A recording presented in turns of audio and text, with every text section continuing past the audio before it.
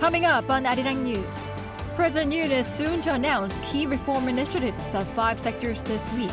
With the pension roadmap at the center, the pension reform will be the first one to come since 2007. North Korean leader Kim Jong-un oversaw a test of so-called suicide drones over the weekend and stressed the importance of developing more of them in a bid to prepare for war. Israel and Hezbollah exchanged heavy fire on Sunday, raising fears of an all-out war in the region.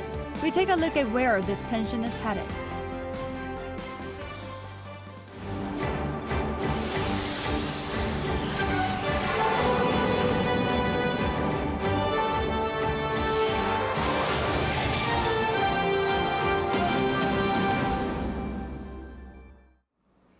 Thank you for joining us on Arirang News. I'm Kim Bo-kyung.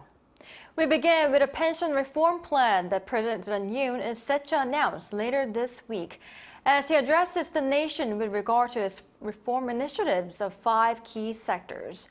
Our top office correspondent Oh Soo-young explains. President Yoon Suk-yeol will push for a new plan to reform the public pension scheme as South Korea's rapidly aging society faces the possible depletion of pension funds within just 30 years.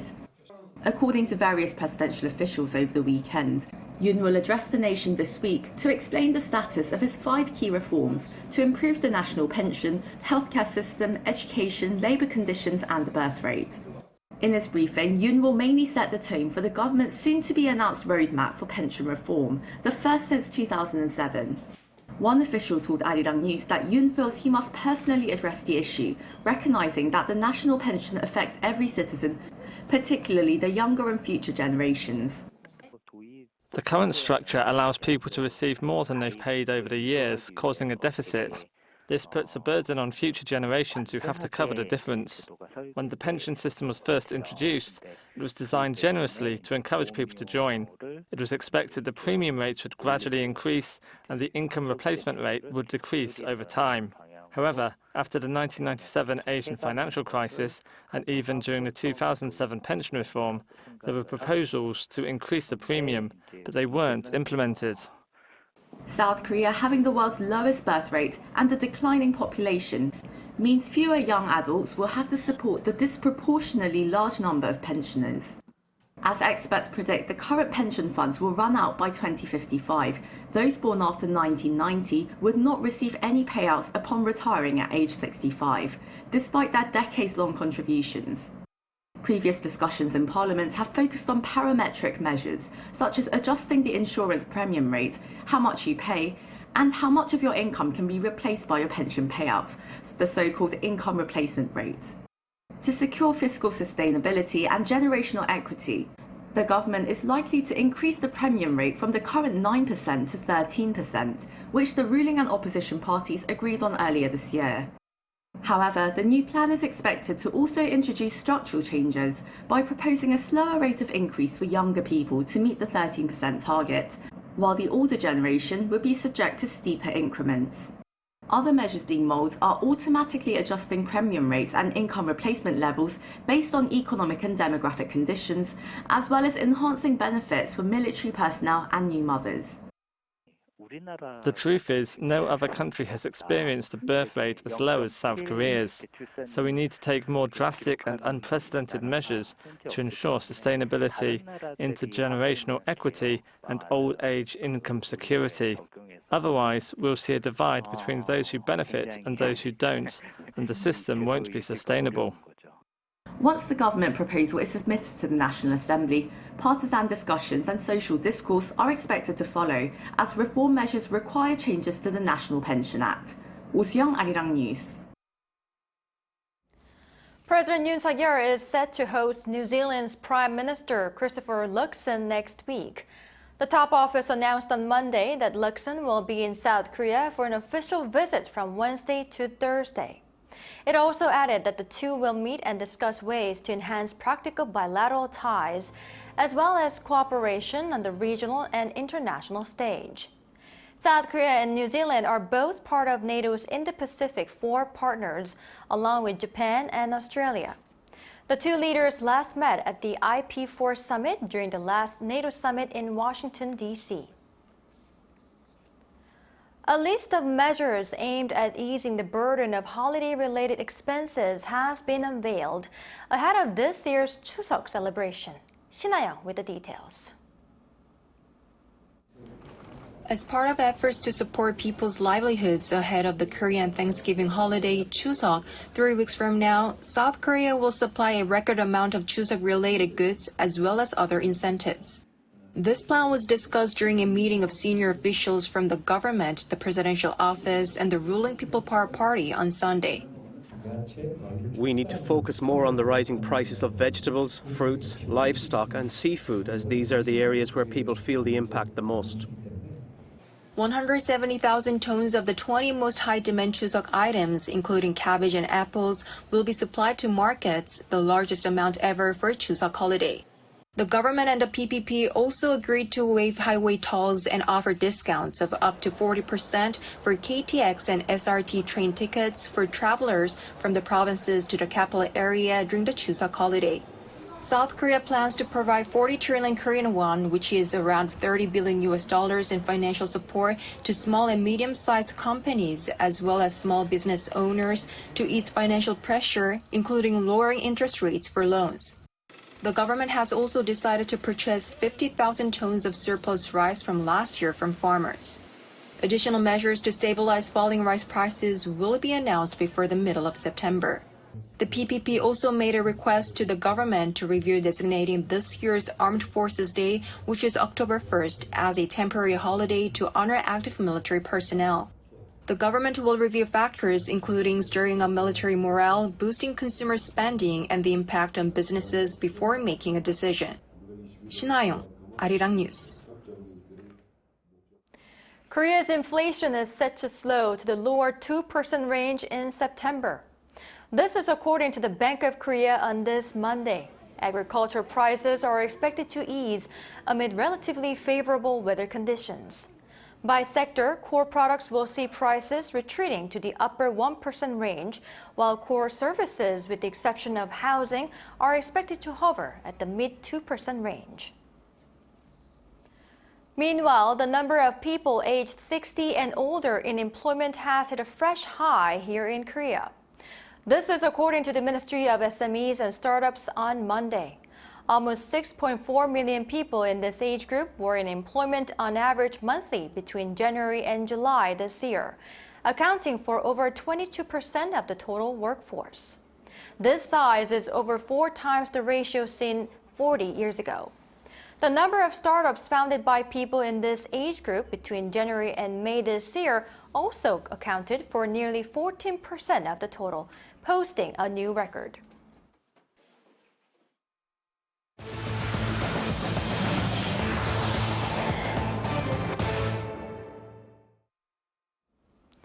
North Korea's Kim Jong-un oversaw a test show of suicide drones this past weekend. The drones revealed by the regime appear similar to those used by Russia. Our defense correspondent Choi Min-jung reports. North Korean leader Kim Jong-un supervised a performance test of so-called suicide drones on Saturday and called for the development of more to boost war readiness. According to state media on Monday, Kim oversaw the test of the new exploding drones, which are made to precisely destroy preset enemy targets on the ground and in the sea. Kim emphasized the need to develop different types of drones and improve combat capabilities for war operations. He also highlighted the importance of incorporating artificial intelligence technology when developing drones. Of the 2 drones revealed in the photographs, one resembles Russia's Lancet 3, which has had significant success in targeting Ukrainian forces. South Korea is looking into the possibility of Pyongyang receiving help from Moscow. We are aware that Russia gave some drones to North Korea as gifts. We need to analyze various aspects, including whether North Korea made modifications to improve their performance. One expert says the test could have been aimed at boasting that the regime is capable of producing and supplying drones to Russia. Russia is currently very dependent on drones in the war against Ukraine. So if North Korea develops and now produces them, I believe it will be meaningful in the long term with regard to supplying weapons to Russia. The expert also pointed out that the North's drones could be beneficial to the regime, as they are harder to detect and strike due to their small size and low-altitude flight maneuvers. Choi Min-jung, Arirang News. Staying on North Korea, the National Intelligence Service says the new missile launchers Pyongyang recently claimed to have developed could reach as far as the central part of the country. However, it raises doubts about whether the regime can actually meet its own weapons demand. Our Issue has more. Regarding North Korea's recent claim that it's equipped itself with 250 new tactical ballistic missile launchers, South Korea's intelligence agency believes that the missiles, if launched, could reach as far as Chungcheongdo province, having a possible range of 110 kilometers. But as to whether Pyongyang can actually supply itself with the missiles, South Korea has its doubts. This is according to a National Intelligence Service report made to the National Assembly Intelligence Committee on Monday. The vice chairman of the committee, lawmakers Lee Seung-kwon and Park Sun-won, following their meeting with the NIS, told reporters that there are concerns about the launcher's potential frontline placement and operation, and that there is pressure to prepare for defense. But the NIS also believes that the regime's ongoing supply of weapons to Russia could make it difficult to meet its own demand for missiles. North Korean state media reported earlier this month that Pyongyang plans to deploy hundreds of new missile vehicles called transporter erector launchers to its border with South Korea. Lee Si-hu, Arirang News. Meanwhile, South Korea and the U.S. are staging joint live-fire air drills from Monday to Wednesday as part of the Ilji Freedom Shield exercise. The training is underway in waters off South Korea's western coast. It involves some 60 military planes, including South Korea's F-35A, F-15K, and KF-16 fighters, and U.S. A-10 attack aircraft. The drill is particularly focused on strengthening response capabilities against enemy provocations that occur simultaneously in the air and on the ground, such as cruise missile and long-range artillery launch attacks. President Yoon Suk-yeol has called for South Korea and the United States to show strong deterrence against North Korea and continue their efforts to denuclearize the regime. This came on Monday as the South Korean leader met with U.S. Senate Armed Services Committee Chairman Jack Reed, who is currently visiting South Korea. Yoon's office said the president welcomed Reed and asked him to continue playing a crucial role in ramping up their global comprehensive strategic alliance. Yoon said as North Korea continues its provocations while rejecting dialogue, Seoul and Washington must maintain a robust combined defense posture, demonstrating strong deterrence and jointly pursuing the complete denuclearization of Pyongyang. Reed lauded Yoon for his courage and leadership that laid the groundwork for the Camp David trilateral cooperation framework between Seoul, Washington, and Tokyo. He added that their scope of cooperation has expanded to countries such as Australia, New Zealand, Canada, and the Philippines.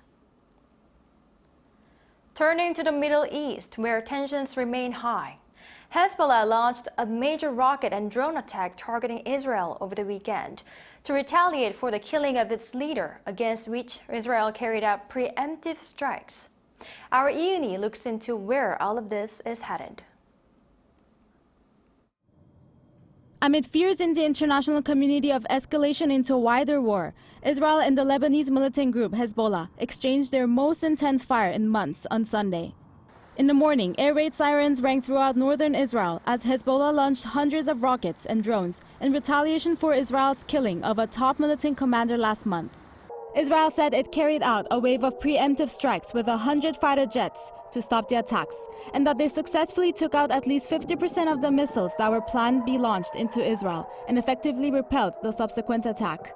Hezbollah claims to have successfully launched over 300 missiles or drones at Israeli military sites.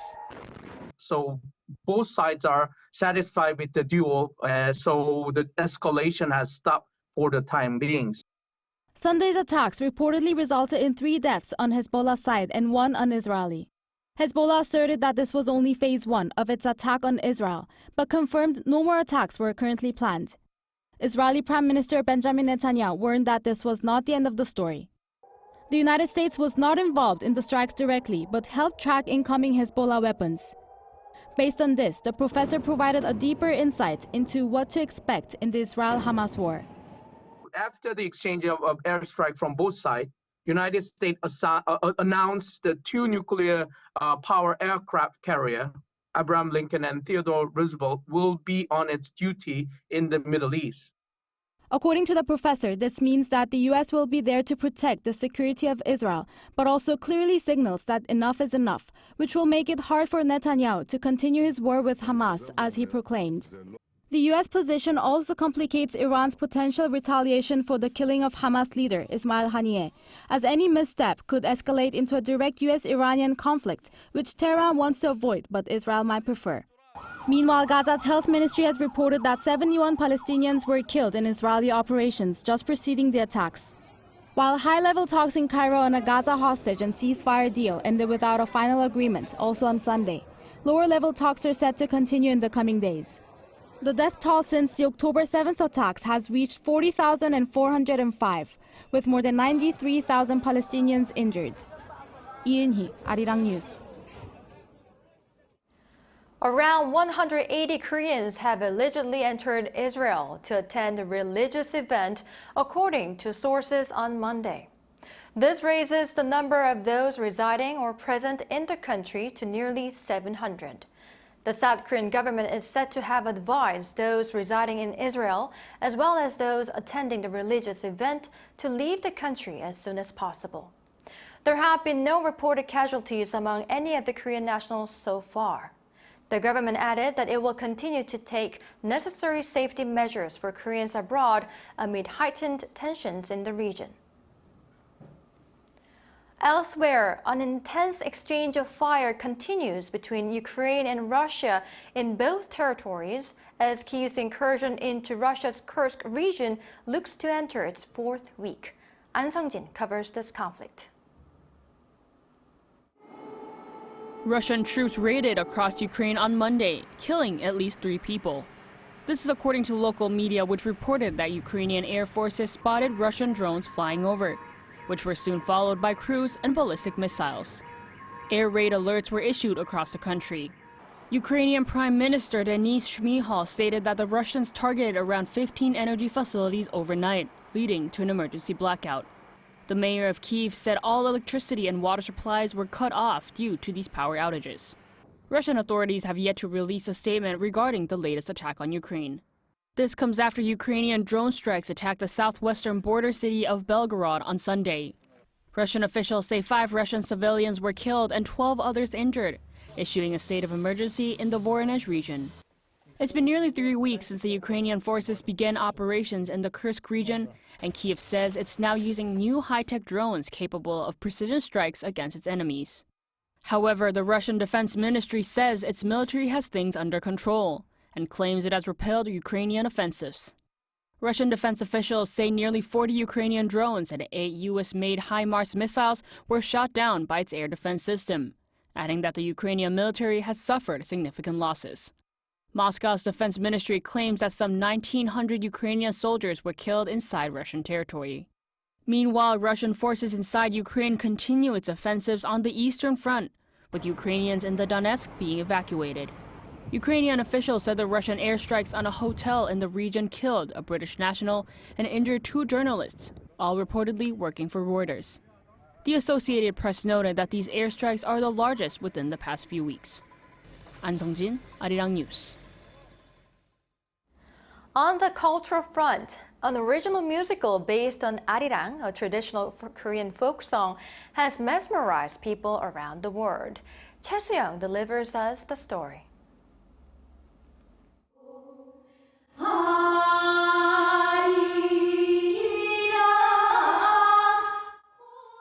The world is being captivated by the Korean musical Ari, the Spirit of Korea.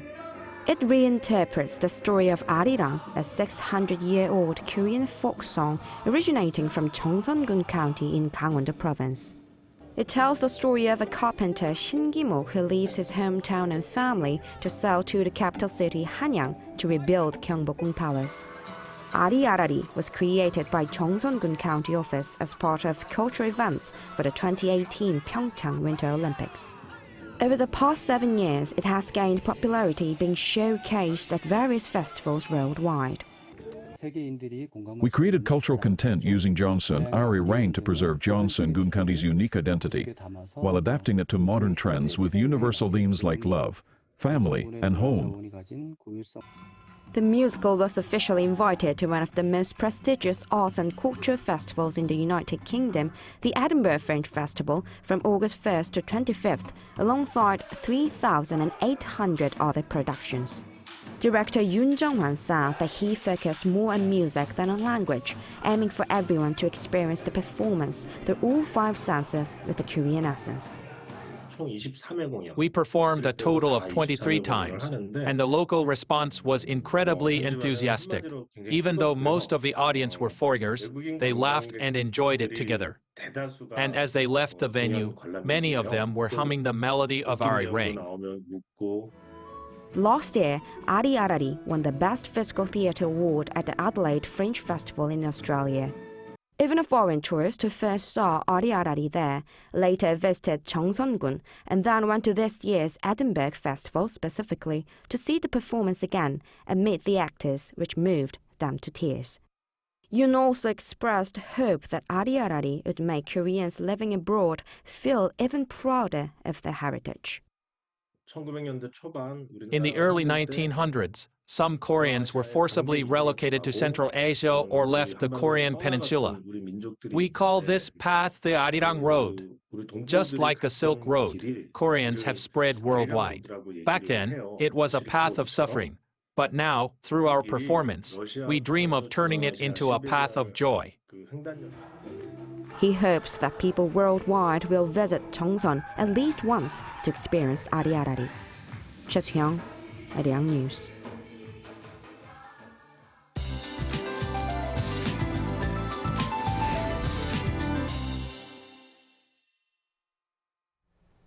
In Seoul, tropical nights have appeared again and showers passed throughout the hot weather during the day. With a heat wave warning issued in most parts of the country, the hot weather will continue tomorrow. Tropical nights will continue tonight around the Seoul metropolitan area and coastal regions. Easterly winds will strengthen and it will rain on the east coast and Jeju Island between tomorrow morning and Wednesday morning. There will also be gusty winds and thunderstorms in places where it's rain or showers. Tomorrow, most areas will start off at least 23 degrees. Highs will rise up to 32 in Seoul, Daejeon, and Busan, Daegu 33 degrees. Cold air will come down from the north by the weekend and temporarily ease the heat. That's all for Korea. Here are the weather conditions around the world.